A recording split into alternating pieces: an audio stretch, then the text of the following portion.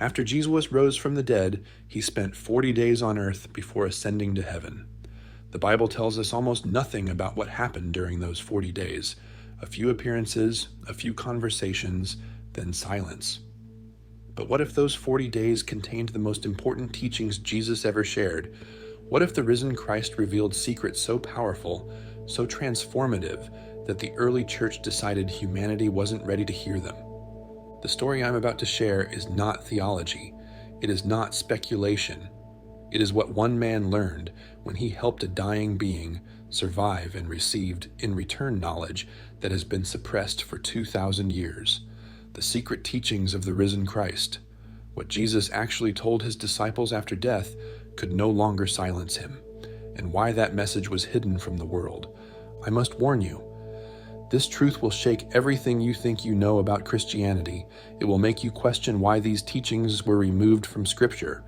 It will reveal that the message Jesus shared after conquering death was not what the church has been preaching for 20 centuries. If you've ever wondered what happened in those missing 40 days, why the risen Christ would return only to share the same teachings he had already given, why the most important moment in Christian history is barely documented, this story will finally reveal what was hidden.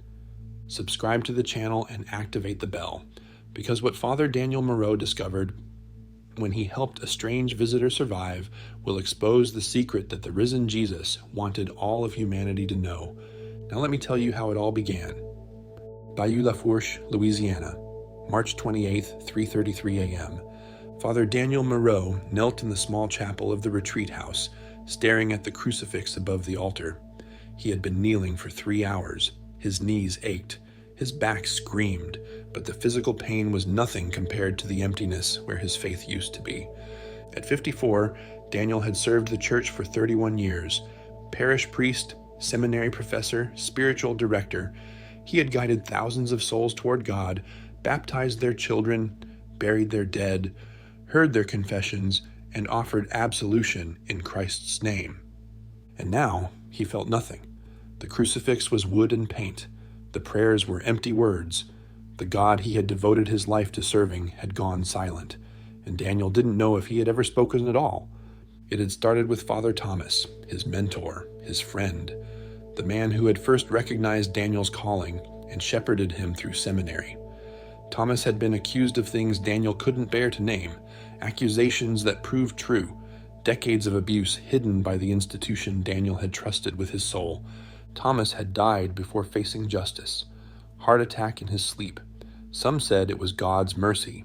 Daniel thought it was God's absence. A universe where such things could happen and go unpunished was not a universe governed by divine love. Then came the documents, the files Daniel had discovered while serving on a diocesan review board. Not just Thomas, dozens of priests, hundreds of victims, systematic cover-ups spanning generations. The church he had served, the bride of Christ he had devoted his life to, had protected predators and silenced victims for longer than Daniel had been alive. He had reported what he found, had pushed for accountability, had believed, naively, that the institution would welcome truth and pursue justice. Instead, they had sent him here, this retreat house in the Louisiana Bayou, a place for priests who needed rest and reflection, a place where troublesome voices could be quietly silenced. His bishop called it a sabbatical. Daniel knew it was exile. 3 months now. 3 months of silence and swamp and the slow erosion of everything he had believed. His prayers had stopped reaching heaven somewhere around week 6. Now he knelt out of habit, staring at a cross that meant nothing, wondering if it had ever meant anything at all. "Where are you?" he whispered to the empty chapel. "Where were you when children were being hurt in your name? Where are you now?" The crucifix didn't answer. It never did. Daniel rose stiffly and walked outside. The bayou air was thick and warm even at this hour. Spanish moss hung from cypress trees like shrouds. Somewhere in the darkness, an alligator bellowed, the sound ancient and alien. He walked without destination, following a path that wound through the swamp. The retreat house owned 50 acres of wetland, most of it inaccessible except by boat. Daniel had explored every inch of it over 3 months, preferring the company of snakes and gators to the hollow fellowship of other broken priests. He was a mile from the house when he saw the light. It came from a small island of solid ground in the middle of the swamp, blue-white, pulsing. Not a flashlight, not a campfire, something else entirely. Daniel should have gone back, should have reported what he saw, should have done the sensible thing. Instead, he waded into the water, chest deep in places, creatures brushing against his legs that he chose not to think about. The light drew him forward like a beacon, like a call, like the kind of sign he had stopped believing in. He reached the island and pushed through dense vegetation to find the source, a craft of some kind, small, damaged, smoke rising from a gash in its hull, and beside it, slumped against a cypress root, a figure that was not human, gray skin that seemed to absorb the moonlight, limbs too long and thin for any earthly creature, a face dominated by eyes that were vast and dark and somehow, impossibly, filled with pain. Daniel's seminary training had not prepared him for this. Nothing in 31 years of priesthood had prepared him for this, but he was still, despite everything, a man who had devoted his life to helping those who suffered, and the creature before him was clearly suffering. "Can you hear me?" he asked, kneeling beside the being. "Are you hurt?" The response came not through his ears, but through his mind, a voice that was not a voice, clear despite being impossible. "I am damaged. My vessel failed during descent. I require assistance to survive." "What kind of assistance? I don't know anything about whatever you are." "I need warmth. Shelter. Time for my physiology to repair itself. The exposure to your atmosphere has caused complications I did not anticipate." Daniel looked at the damaged craft, at the wounded being, at the swamp stretching in every direction. "The retreat house. I can take you there. There's a storage building no one uses. You could stay hidden while you recover." "You would help me, without knowing what I am, without understanding why I am here?" "I'm a priest. Helping those in need is what I do, or what I used to do anyway. I sense great pain in you, great doubt. You have lost something precious and do not know if it can be found again." Daniel felt tears threatening.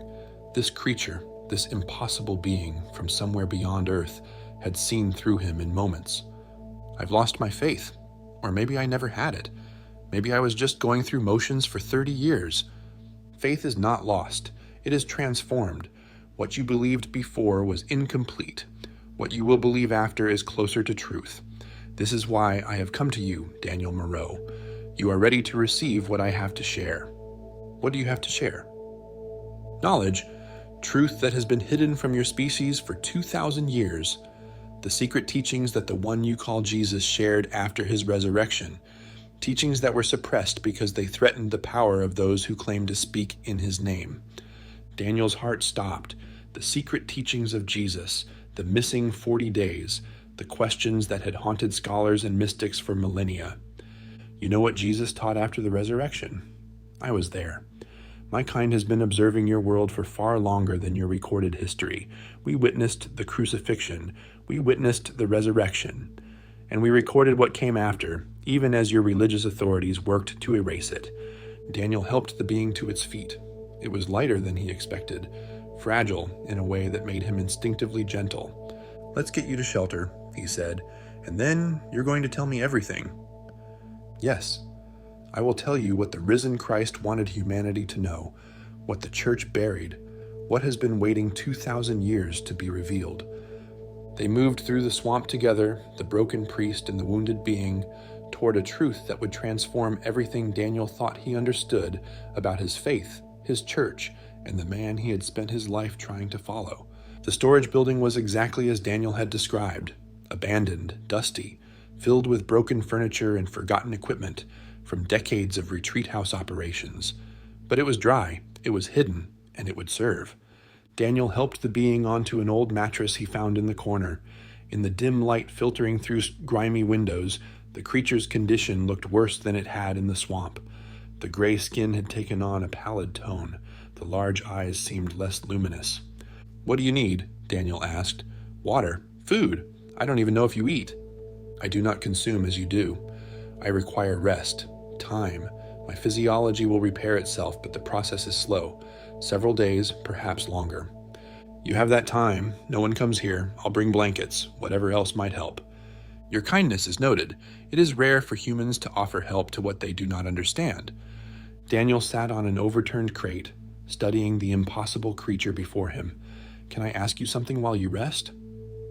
You have many questions. I can feel them circling in your mind like birds that cannot find a place to land. You said you witnessed the crucifixion, the resurrection, that you've been observing Earth for longer than recorded history. Why?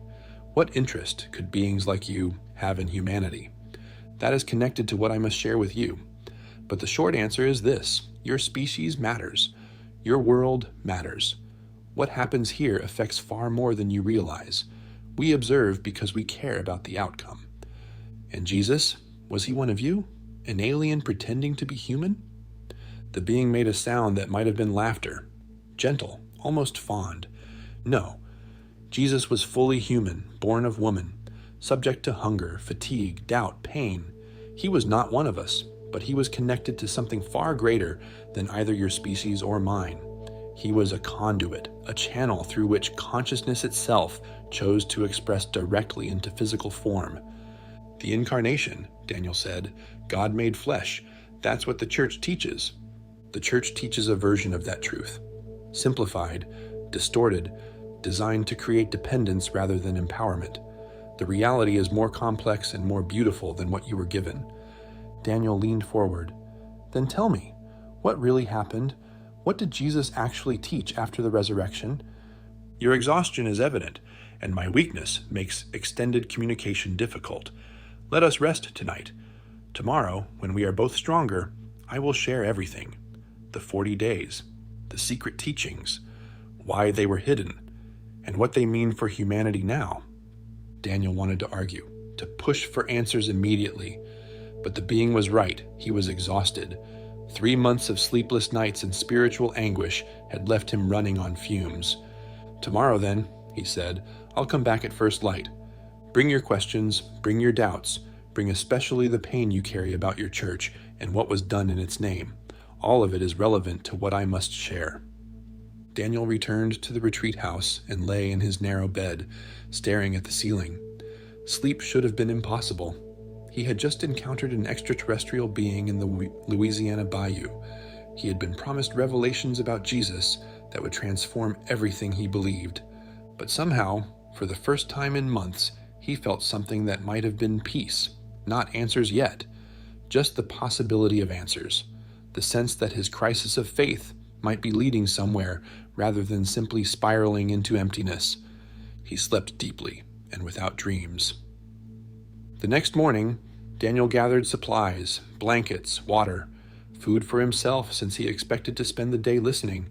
He told the retreat director he was going for an extended walk in the bayou, something he had done often enough that it raised no suspicion.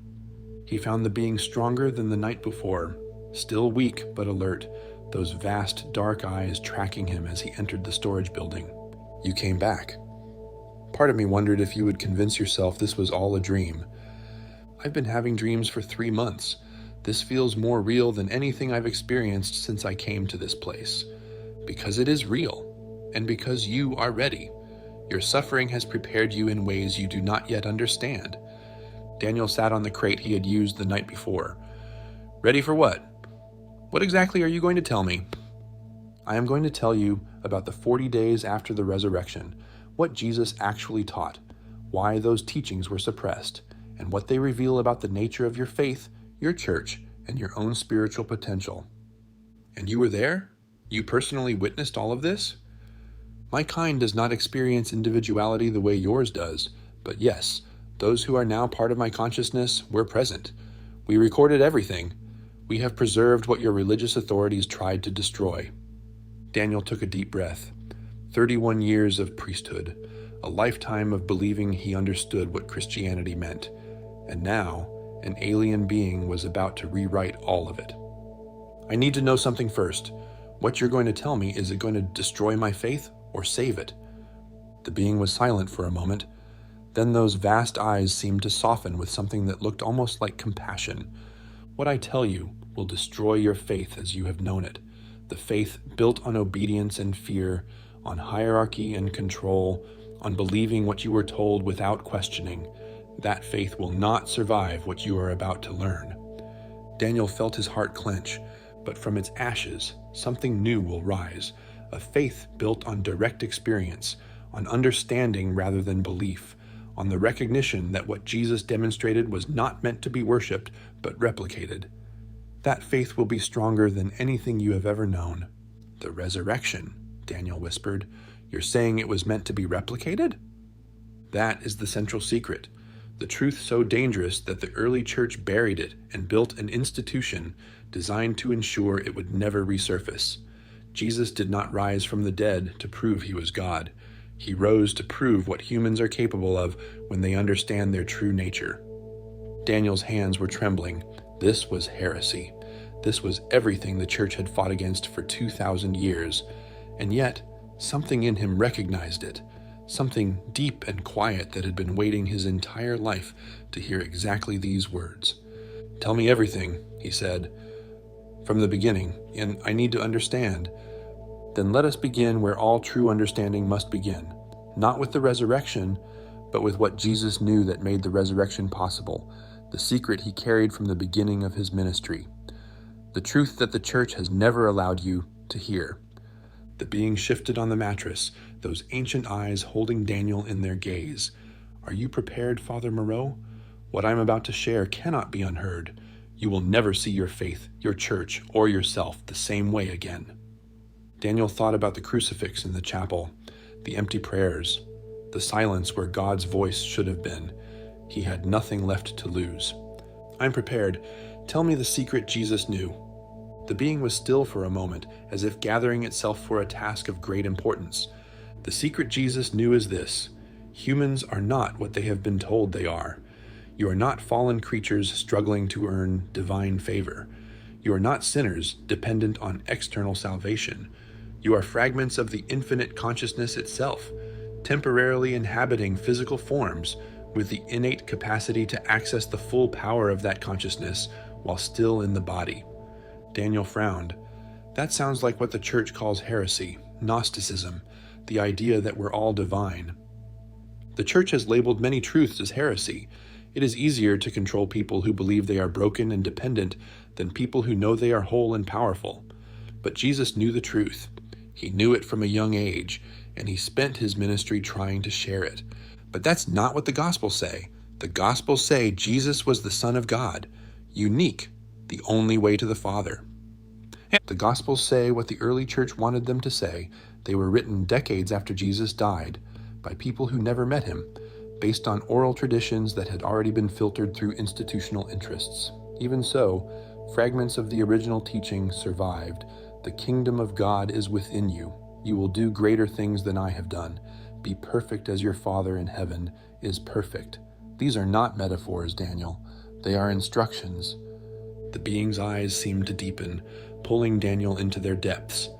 Jesus knew that human consciousness is not produced by the brain. The brain is a receiver, a filter, a mechanism that translates infinite awareness into the limited perception necessary for physical existence. When the body dies, consciousness does not end. It simply stops being filtered. It returns to its natural state of unlimited awareness. That's what the resurrection proved? That consciousness survives death? That is part of what it proved, but only part. Many traditions teach the survival of consciousness after death. What made Jesus unique was not that he survived death. It was that he demonstrated mastery over the process. He chose when to die. He chose when to return. He manifested a physical body that could be seen and touched, yet was not subject to the limitations of ordinary matter. This was not a miracle performed by God on Jesus' behalf. It was a demonstration of what consciousness can do when it fully understands its own nature. Daniel's mind reeled. This contradicted everything he had been taught, everything he had taught others. You're saying Jesus wasn't God? That the resurrection wasn't divine intervention? I am saying that the distinction you draw between human and divine is false. Jesus was fully human. He was also fully connected to the infinite consciousness that your traditions call God. These are not contradictory states. They are the same state, properly understood. What Jesus demonstrated was not that he was different from other humans. It was that he had realized what all humans actually are. And the 40 days after the resurrection? What did he teach during that time? He taught his disciples how to do what he had done, not in some distant future, not after death, but here, in physical life, through practices and understandings that would allow them to access the same states of consciousness he had mastered. The being shifted slightly, and the air seemed to shimmer around it. I will show you, not merely tell you. I will share with you the records we preserved of those 40 days. You will experience them as if you were present. Light expanded from the being surrounding Daniel. He felt a moment of vertigo, of dissolution, and then he was somewhere else entirely. A room, stone walls, oil lamps flickering, and in the center, a figure Daniel recognized instantly, even though it looked nothing like the paintings in churches. Jesus, not the pale European of Renaissance art, a Middle Eastern man with dark skin and weathered features, but the eyes were unmistakable, deep wells of consciousness that seemed to hold the entire universe within them. Around him sat his disciples, not the confident apostles of later tradition, frightened men who had watched their teacher die and still couldn't quite believe he was sitting before them again. You are seeing the third day after the resurrection, the first extended teaching session. Listen. Daniel listened. The language was Aramaic, but somehow he understood every word. You have seen me die, Jesus said. You have seen me return. Now you must understand what this means, not for me, for you. Master, how is this possible? Peter's voice was trembling. We saw the nails. We saw the spear. No man can survive what was done to you. No man survives what was done to me by clinging to the body. I survived by releasing my attachment to the body while maintaining my consciousness. This is the first secret I must teach you. You are not your bodies. You never were. The body is a garment, a tool, a temporary dwelling. When you truly understand this, death loses its power over you. But how? Thomas asked. How do we understand something that contradicts everything we experience? Jesus smiled, not the serene, distant smile of religious art, a warm, human smile of a teacher who had been asked exactly the right question. Through practice, through direct experience, I will teach you methods that quiet the mind and expand awareness. In that expanded state, you will experience yourself as you truly are, not as a body that has consciousness, but as consciousness that temporarily inhabits a body. Once you have experienced this directly, you will never again confuse yourself with your physical form. The scene shifted. Another day, the same room. But now, the disciples sat in meditation, eyes closed, breathing in patterns Jesus had taught them. The breath is the bridge, Jesus said, moving among them. It connects the body to the spirit. Control the breath, and you begin to control the connection between the limited and the unlimited. This is why every spiritual tradition teaches breathing practices. They are not symbolic, they are technical. They work because they affect the actual mechanism by which consciousness interfaces with physical form. The scene shifted again. A later day, the disciples looked different now, more confident, more peaceful. Something had changed in their faces. You have begun to experience it, Jesus said, the state beyond the body, the awareness that exists before thought, beneath thought, beyond thought. This is what I call the kingdom of heaven, not a place you go when you die, a state of consciousness available right now to anyone willing to do the work required to access it. Why have we not been taught this before? John asked. The rabbis, the priests, they never spoke of these things. Because they do not know them. The traditions have been corrupted over centuries. What began as direct transmission of experience became memorized doctrine, empty ritual, rules that control behavior without transforming consciousness. This is the fate of all spiritual teaching when it becomes institutionalized. The living truth becomes dead letter. The path to liberation becomes a system of bondage. Jesus' face grew serious. This will happen to my teachings as well. Within generations, what I am showing you will be distorted. Institutions will form that claim to represent me, but teach the opposite of what I taught.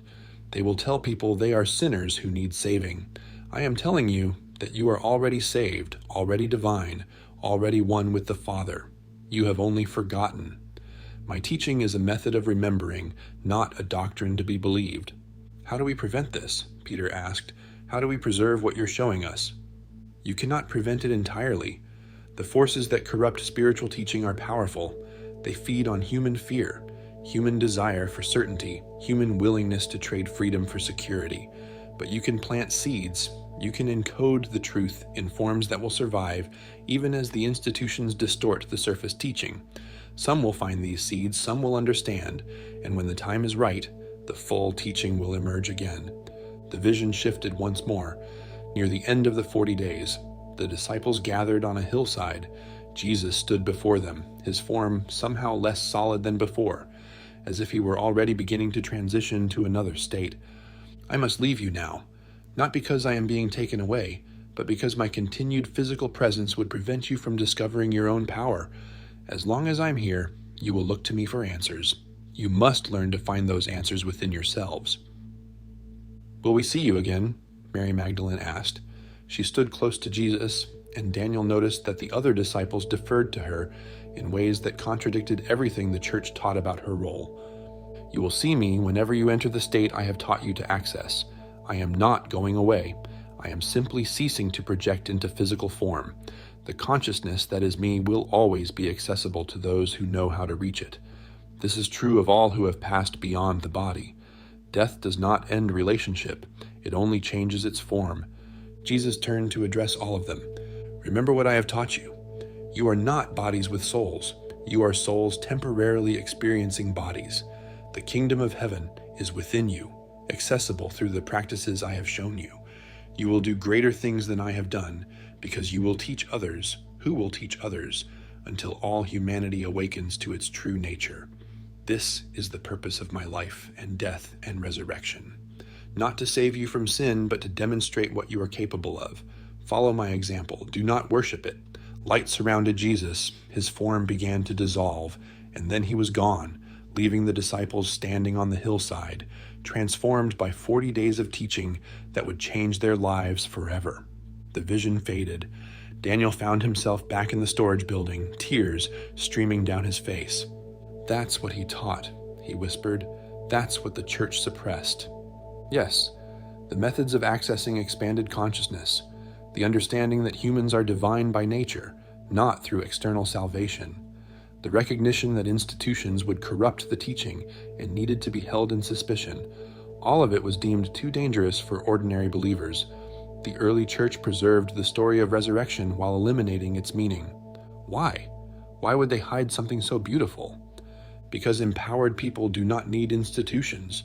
People who can access divine consciousness directly do not need priests to mediate for them.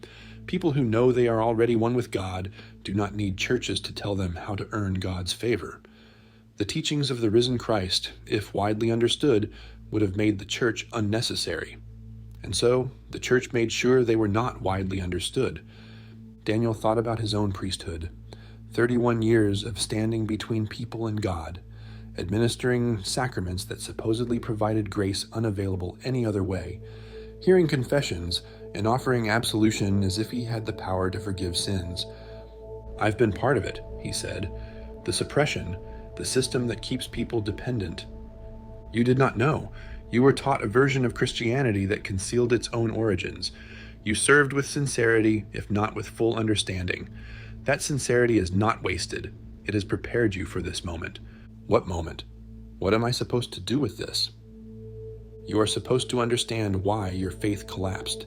It did not collapse because God abandoned you. It collapsed because the structure built on suppressed truth could not bear the weight of what you discovered. The abuses in your church are not aberrations. They are symptoms of an institution that lost its connection to genuine spiritual teaching centuries ago. When the living truth is replaced with dead doctrine, corruption inevitably follows. Daniel thought about Father Thomas, about the decades of abuse, about the systematic cover-ups. The church I served was never what it claimed to be.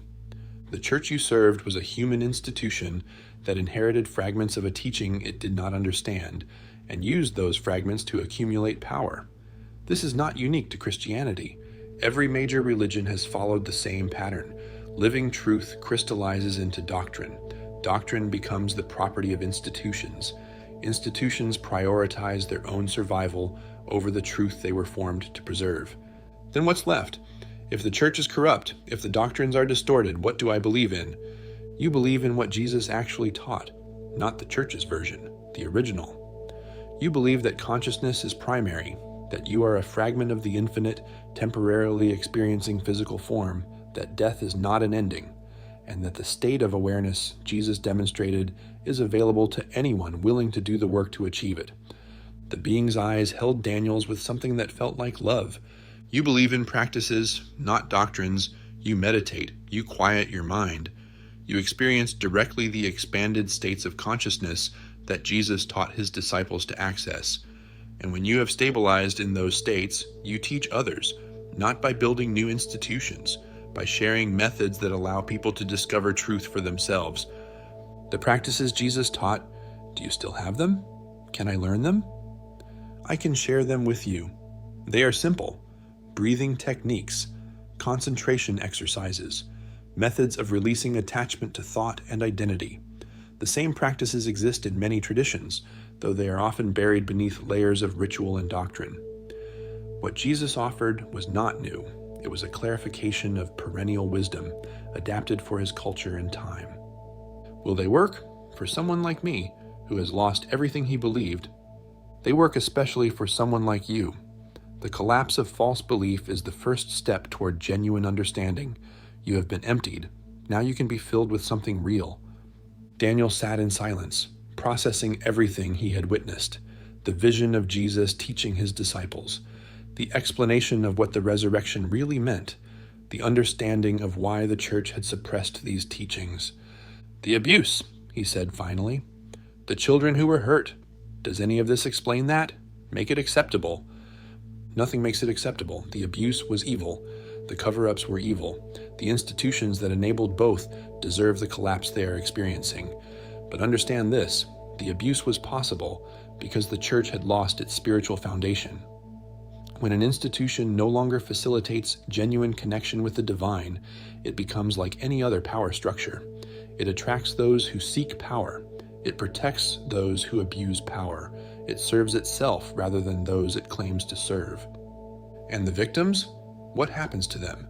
What happens to children whose lives were destroyed by men who claimed to represent Christ? Consciousness is not destroyed by trauma. It is wounded. It carries scars, but it also carries infinite capacity for healing. The children who were harmed are not defined by what was done to them.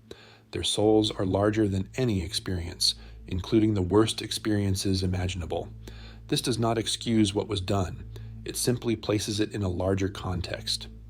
The being paused, then continued. And the perpetrators? They face consequences not because God punishes, but because consciousness cannot escape itself. What you do to others, you do to yourself. This is not metaphor. It is the nature of a reality in which all consciousness is ultimately one. Those who harm others harm themselves. They carry that harm across the death of the body. They experience the pain they caused from the perspective of those they hurt. There is no escape from this. There is only eventual healing, which may take what your perspective would consider eternity. Daniel felt something shifting inside him, not the return of his old faith. That was gone forever, but something new taking its place, a faith based not on doctrine, but on understanding, not on institution, but on direct experience. What about Jesus himself? Is he still accessible, like he told the disciples? Yes. The consciousness that manifested as Jesus remains available to those who know how to reach it, not through prayer as the church teaches prayer, begging a distant deity for favors, through the practices Jesus taught, through meditation that quiets the mind and opens awareness to states beyond ordinary perception. In those states, connection with Jesus and with all beings who have transcended physical form becomes possible. Can you show me? Can I experience that connection? You can, but not through me showing you, through you doing the work. I can teach you the methods. I can guide your initial practice, but the experience itself must be yours. No one can mediate between you and the divine. That is the whole point of what Jesus taught. Direct access, no intermediaries required. Daniel looked at the being, this impossible creature that had crashed in the Louisiana bayou, and offered him the truth his entire religious training had concealed. Why me? Out of all the priests in the world, why reveal this to someone exiled to a swamp for asking too many questions? Because the ones who ask questions are the ones who can receive answers. Because your faith collapsed in a way that made room for something better. Because you helped me when you had no reason to, when everything you had been taught should have made you fear what I am. You demonstrated the love that Jesus actually taught, not the doctrine the church substituted for it. The being reached out one long hand and touched Daniel's forehead. I will share the practices with you now, not through words, directly. You will know how to meditate, how to breathe, how to quiet the mind and expand awareness. The knowledge will be in you. What you do with it is your choice. Light flowed from the being's touch. Daniel felt information flooding into him. Not words or concepts, capabilities. Methods he suddenly knew how to perform as if he had been practicing them his entire life. And beneath the methods, something else, a contact, a presence, vast and loving and unmistakably the same consciousness he had seen in the vision. The man who had walked out of a tomb 2,000 years ago and spent 40 days teaching secrets the world was not ready to hear. I am always with you. Not the being's voice now, another voice. One Daniel had longed to hear his entire life, but never had until this moment. What they taught you was incomplete. What you will learn is what I actually wanted you to know. Welcome, Daniel. Welcome to the faith that sets you free. The presence faded, the light dimmed. Daniel found himself sitting in the storage building, tears streaming down his face, transformed in ways he was only beginning to understand. The being watched him with those ancient, patient eyes. Now you know. The secret Jesus shared after the resurrection, the teaching the church spent 2,000 years suppressing. What you do with this knowledge is your choice, but you did not survive the collapse of your faith only to sit in a swamp asking empty questions. You survived so that you could rebuild. Different this time. Truer. Daniel wiped his eyes. His hands were shaking, but beneath the trembling, something else, something steady, something that felt, for the first time in months, like genuine faith. I understand now, he said. I understand why I had to lose everything, so I could find this. Exactly. The crucifixion of your old faith was necessary for the resurrection of something new. You are living the pattern Jesus demonstrated, death and rebirth, letting go of what was incomplete to receive what is whole. Daniel looked at the being. How long do you need to recover? Before you leave? A few more days, perhaps a week. Then you have time to teach me more, to answer more questions, to help me understand how to share this without creating another institution that will inevitably corrupt it. I have time, and you have asked exactly the right question, not how to build a new church, how to share truth without building structures that will suppress it. That is the challenge Jesus faced, the challenge every genuine teacher faces. And there are ways, methods that preserve living truth without allowing it to crystallize into dead doctrine. The being settled back on the mattress, those vast eyes closing slightly. Rest now, Daniel Moreau. Process what you have received. Tomorrow we will begin the deeper work, learning the practices, experiencing directly what you have so far only been told about. The transformation has begun. Now you must complete it. Daniel walked back to the retreat house in a daze. The swamp looked different. Everything looked different. The world he had known for 54 years had been replaced by something stranger and more beautiful than he had ever imagined. Jesus was real. The resurrection was real. But not in the way the church taught, in a way that was far more radical, far more empowering, far more threatening to every institution that claimed to speak in Christ's name. And Daniel Moreau, exiled priest, broken believer, was one of the first in 2,000 years to receive the secret that had been hidden since the beginning. He didn't know what he would do with it, didn't know how he would share it, didn't know what his life would look like now that everything had changed. But for the first time since Father Thomas's crimes had shattered his world, Daniel felt something that might have been hope, real hope, the kind that came not from believing what you were told, but from experiencing what was true. He entered the chapel where he had knelt in despair just 48 hours earlier. The crucifix still hung above the altar, but it looked different now, not a symbol of suffering and sin, a symbol of transformation, a reminder that death was not the end, and that what rose from the tomb had spent 40 days teaching secrets that the world was finally ready to hear.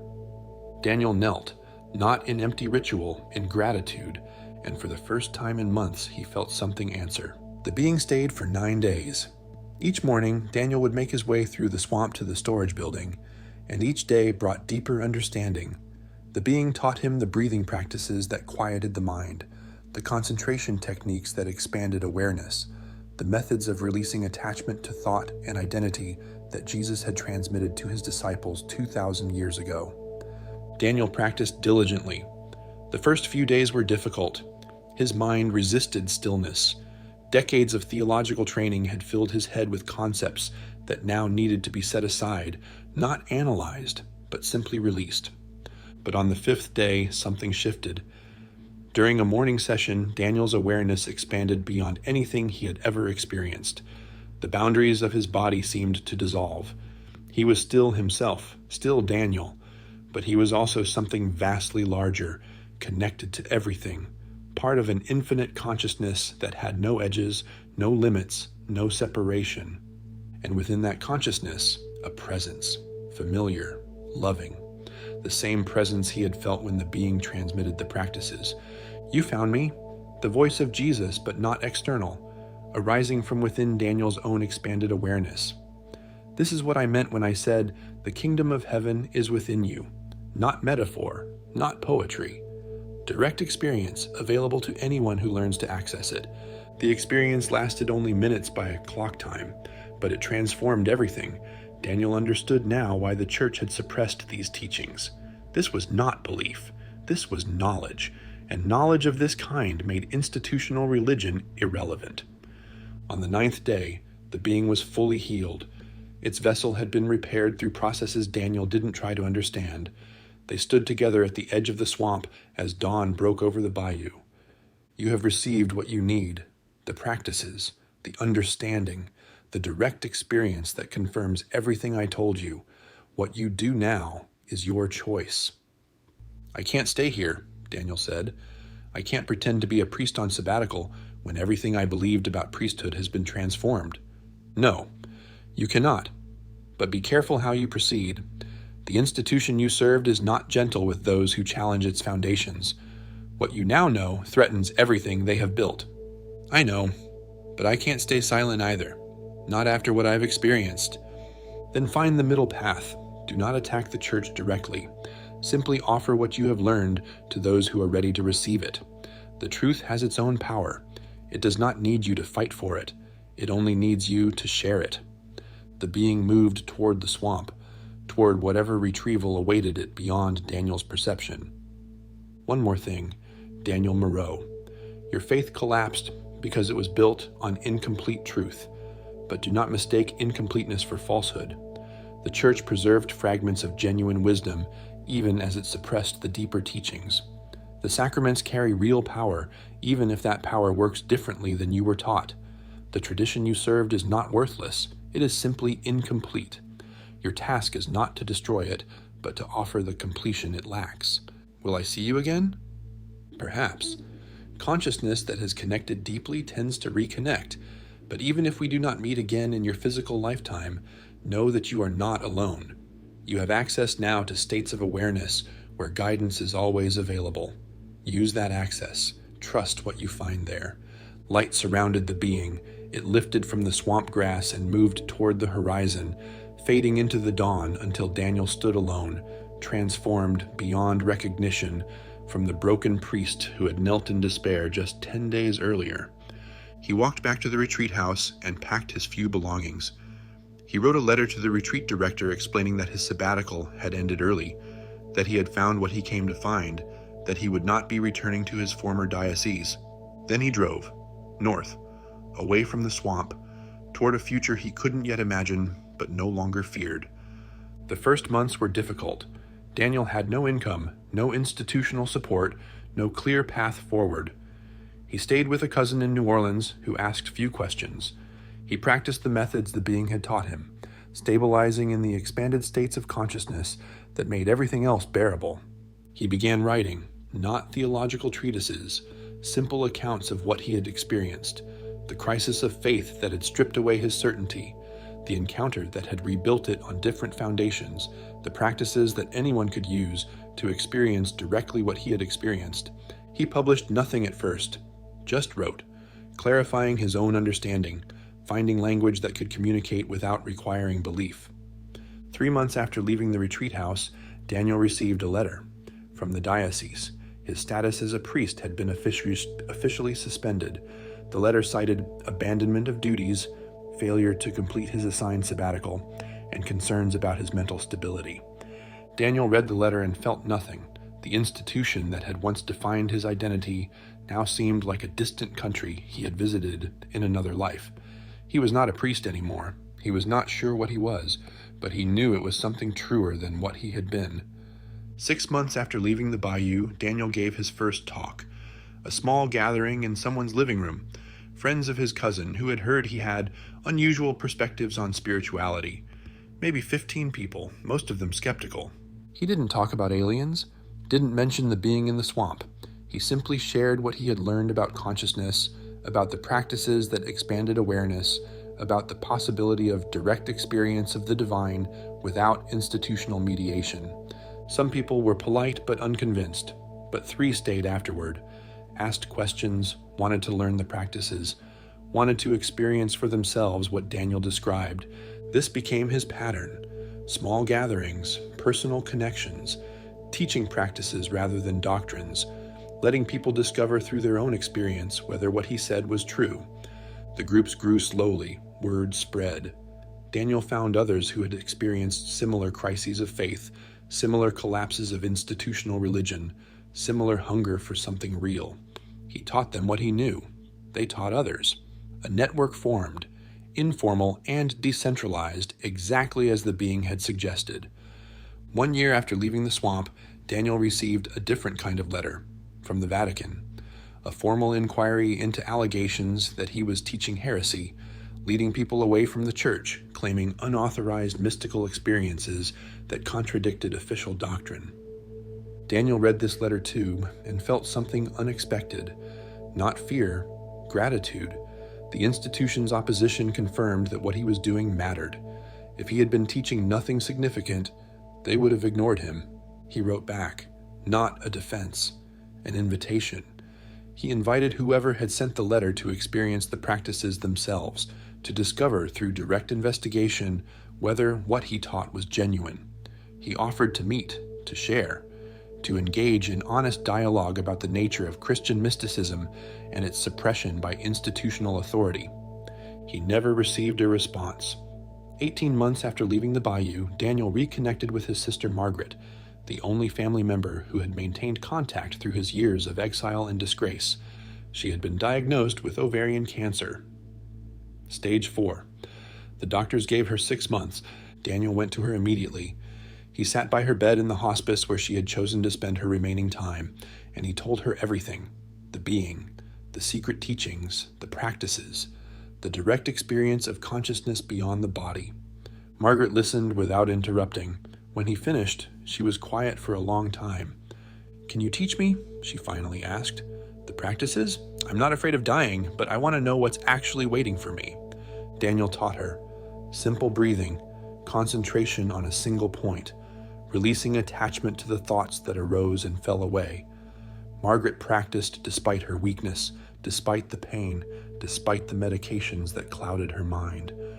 On her final day, Daniel sat beside her, holding her hand, guiding her through the practice one last time. "I see it," she whispered. "Danny, I see what you were describing, the light, the expansion. It's beautiful." "Let it take you," Daniel said. "Don't hold on to the body. You're so much larger than the body." Margaret smiled, the same smile she had worn as a little girl when she discovered something wonderful. "Tell Mom and Dad I'll see them soon. They're already here, Danny. They've been waiting." She took one more breath. Then the body was still, but Daniel could feel her consciousness continuing, not ending, expanding, releasing into the infinite awareness that had always been her true nature. He sat with her body for hours, not grieving but celebrating. His sister had died the way Jesus had taught his disciples to die, consciously, willingly, releasing into truth rather than clinging to form. 2 years after leaving the swamp, Daniel published his first book, not through any mainstream publisher, self-published, distributed through the network of groups that had formed around his teaching. He titled it The 40 Days, What Jesus Really Taught After the Resurrection. He didn't mention aliens, didn't claim extraterrestrial contact, simply presented the teachings as recovered wisdom, suppressed by institutional Christianity, now available to anyone willing to practice. The book found its audience, not millions, thousands, but the right thousands, people who had experienced similar crises, people who hungered for direct experience rather than doctrine, people ready to do the work that the risen Christ had actually taught. Some called him a heretic, some called him a charlatan. The institutional church issued statements condemning his work without addressing its substance, exactly as he had expected.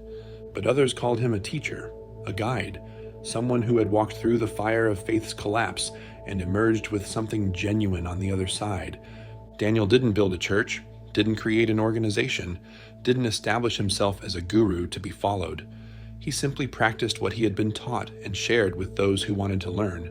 The movement grew organically, without hierarchy, without doctrine, without the structures that had corrupted every spiritual teaching before. 3 years after the encounter in the bayou, Daniel stood at his sister's grave on the anniversary of her death. The Louisiana humidity pressed down on him. Insects hummed in the thick air. He closed his eyes and entered the expanded state that had become as natural to him as breathing. Margaret was there, not as a ghost or memory, as presence, consciousness that had simply stopped filtering through physical form. "You're doing well, Danny," she said. "Mom and Dad are proud. So am I. I miss you, even knowing you're still here. I miss you." "Miss me? That's okay, but don't stop. What you're doing matters. People are waking up because of what you're teaching. Keep going." Daniel opened his eyes. The cemetery looked the same, but he was not the same. He was a man who had lost his faith and found something better, who had helped an impossible being survive and received impossible knowledge in return, who had discovered that the most important secret in Christian history had been hidden for 2,000 years and was now, finally, beginning to be revealed. The risen Christ had spent 40 days teaching his disciples how to access the divine directly. The church had buried those teachings to preserve its own power. And now, through channels no institution could control, the truth was spreading again. Daniel walked away from the grave toward his car. There was work to do, people to teach, practices to share. The secret Jesus shared after the resurrection was finally finding its way into the world, one person at a time, one experience at a time, one awakening at a time. Father Daniel Moreau served the church for 31 years before discovering that the most important Christian teachings had been hidden from him, hidden from everyone. For 2,000 years, the secret of what Jesus actually shared after the resurrection has been suppressed by the very institution that claimed to represent him. The risen Christ did not spend 40 days repeating the same messages he had already given. He spent 40 days teaching his disciples how to do what he had done, how to access expanded states of consciousness, how to experience directly their own divine nature, how to transcend the body's limitations through practices that anyone could learn. This was the real message of the resurrection. Not that Jesus was special and you should worship him, that Jesus demonstrated what all humans are capable of when they understand their true nature. The kingdom of heaven is within you. You will do greater things than I have done. These were not metaphors. They were instructions. The church buried these teachings because empowered people do not need institutions. People who can access divine consciousness directly do not need priests to mediate for them.